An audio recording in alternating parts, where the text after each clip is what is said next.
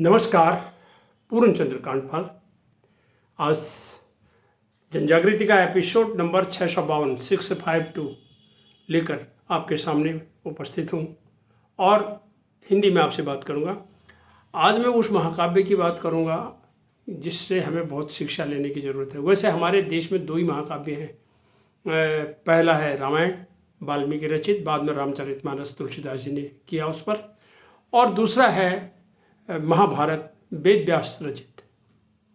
तो हम हर साल रामलीला देखते हैं, क्या शिक्षा लेते हैं, और हम हमेशा कोई न कोई रामायण से लेकर के कोई न कोई त्यौहार हम मनाते हैं, जैसे श्री कृष्ण जन्माष्टमी मना लेते हैं।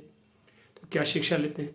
सवाल सबसे बड़ा ये है कि इन महाकाव्यों से हमने क्या सीखना चाहिए, और इनमें जो किरदार हैं, ये महान लेखकों के जो किरदार इसमें हैं, उन किरदारों से कुछ न कुछ शिक्षा, क्योंकि वो हर किरदार हमें कोई न कोई शिक्षा देता है। तो आज महाभारत के 10 किरदारों की मैं आपको छोटी छोटी शिक्षाएं देना चाहता हूँ। हालांकि आप सब जानते हैं, अक्सर ये बातें कई एपिसोड में पहले भी मैंने करी है। तो 10 किरदार में सबसे पहले मैं ये नाम ले लेता हूँ, भीष्म पितामह। अब भीष्म पितामह वही है, उन्होंने बड़ी भीष्म प्रतिज्ञा की थी, आज जो न हरि को शस्त्र गंवाऊँ तो लाजो नहीं गंगा जननी को शांतनु सुत न कहाऊँ। वो तो प्रतिज्ञा वाले थे, लेकिन ऐसे भी प्रतिज्ञा नहीं करनी चाहिए कि जो अनुचित के सामने समर्पण कर दिया। ये शिक्षा मिलती है। और उन्होंने कहा जी मैं तो हस्तिनापुर से बधा हुआ हूँ, और वो जो करता चला गया दुर्योधन, बोला मैं तो चुप रहूँगा। तो ये शिक्षा मिलती है कि इतना भी प्रतिबद्ध नहीं होना चाहिए कि गलत को गलत नहीं कहा। दूसरा नंबर में दुर्योधन है, सत्य का दुरुपयोग किया, बना, और पूरा जब सत्य का दुरुपयोग होता है तो फिर विनाश होता है। स्वच्छंद मत बनो, ये शिक्षा मिलती है। जिद्दी मत बनो, ये शिक्षा मिलती है। न्याय करो, ये शिक्षा मिलती है। तीसरे नंबर में आते हैं कर्ण। कर्ण कितने शक्तिशाली थे, लेकिन गलत व्यक्ति के साथ चले गए। अधर्म अन्याय का साथ देने से ही दुर्गति होती है। दुर्योधन का साथ दिया तो दुर्गति हुई। आप बाकी जानते हैं कर्ण के बारे में। चौथे में आ जाता है शकुनी।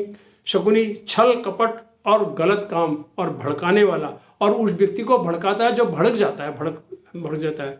उसने दुर्योधन को भड़काया, अंत में उसका अपना खुद भी बेड़ा गर्क हुआ। तो ऐसा नहीं करना चाहिए, छल कपट का कार्य नहीं होना चाहिए। 5वें नंबर में चर्चा करता हूँ युधिष्ठिर की।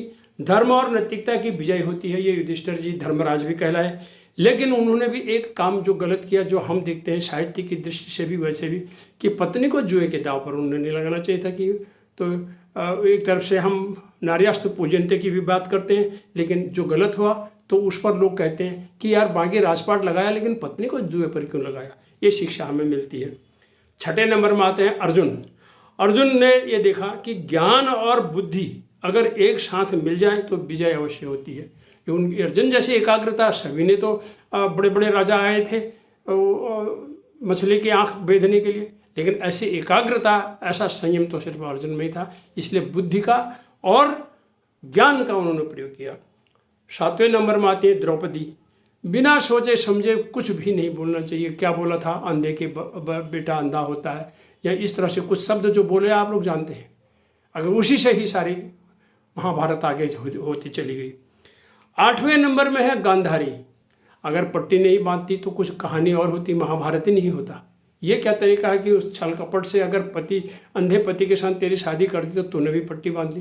लेकिन सारे विद्वान कहते हैं गांधारी ने ऐसा, इसलिए स्त्री को पट्टी नहीं बांधनी चाहिए आँख पर। अपनी बिगड़ती हुई औलाद और संतान को देखना चाहिए। अगर पट्टी बांधेगी तो कैसे देखेगी, पूरा कुल का नाश हुआ। 9वें नंबर में है धृतराष्ट्र। निकम्मे पुत्र मोह से डूबे रहे, पुत्र भी निकम्मा निकला। और लोग ये तो कहते कि अयोग्य पिता का अयोग्य पुत्र, और ऐसे मोह में डूबा, और हमेशा ही इतिहास में बदनामी के नाम पर ही उनका नाम आता है कि भाई धृतराष्ट्र ने जो किया वो गलत किया, और अंततः कुरुवंश का नाश हुआ। और अंतिम किरदार आज के उसमें कृष्ण, योगेश्वर कृष्ण एक उनकी तरफ से, पांडवों की तरफ से अंत तक लगे रहे कि भाई युद्ध न हो, समझाने गए। ने दुर्योधन के मेवा त्यागे, साग भी दुर्घर खाया। सब जानते हैं, लेकिन वो नहीं माने। अंत में अर्जुन ने कहा मेरे को ये मेरे सारे रिश्तेदार नजर आते हैं, मैं तो युद्ध कैसे करूं, कैसे इनको मारूं। तब उन्होंने उसको समझाया कि हतो वा प्राप्यसी स्वर्गो जित्वा वा मोक्षसे महिम तस्मात् तिष्ठ कौन्तेयो युद्धाय कृत निश्चय। कर ले युद्ध, ये कोई नहीं है अपने, इनका विनाश करना अब समय आ गया है।